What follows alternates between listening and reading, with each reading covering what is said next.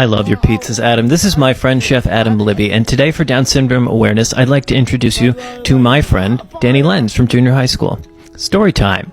I went to basically Euphoria Junior High, and on the first day of 7th grade, I got introduced to my friend Danny Lenz, and also to the dead leg. This is when someone comes up to you, pretends to slap you 5, and then jams their bony knee right into your thigh so that you can't walk. Real cute.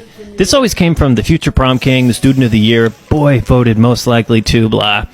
This happened to me one time so bad that I couldn't walk to class. The hallways were empty, and this other 7th grader walks down the hall. The year my school had a new program to integrate students who formerly went to a smaller school into the main school. So on top of hormones and going out with people and passing notes, a lot of us met other students in our community with intellectual and developmental abilities. Danny Lenz had a gift, and if you told him your name once and introduced yourself, he would remember it forever. So he sees me, and he says, "Brendan, you're gonna be late. Do you need to go to the nurse?" And I said, "Hey, Danny, man, I'm just having a hard day." And Danny sat with me until I could get up, and he walked me back to Mrs. Hemming's class. As Danny developed more, he would say hi to every single person he'd meet. You could walk down the hall of teen angst, and there would be this river of smiles coming at you as you got closer to Danny. It was like we couldn't count on our own friends most days, but you could count on Danny putting a big smile on your face every single time you walked past him.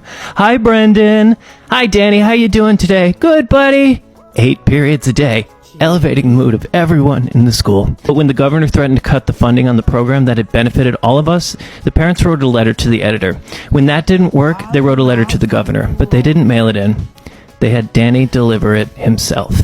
He just wanted kids like him to have a chance to go to school like everybody else, and he saved the program.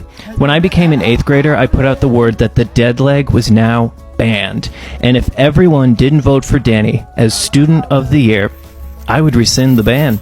So we're at the final day of junior high, and they have all of us in the risers in the gym, and they're like, "The award for best lacrosse doofus goes to Trent, and best trumpet player in the marching band." And then Mrs. Hemmings ends the show by saying, "And the Student of the Year award goes to," and she opened the envelope, and she just burst into tears. She said, "Danny Lenz." The whole school just erupts into applause. Everybody's on their feet. Then bullies that didn't win anything are crying their eyes out, not because they just got like a dead leg, but because they're so happy for Danny. I want to tell you today that because of that program, Danny Lenz has a full-time job and an apartment of his own. He still remembers my name, and I want you to remember his name, because Danny Lenz still stands up for people with intellectual and developmental disabilities, and you should too.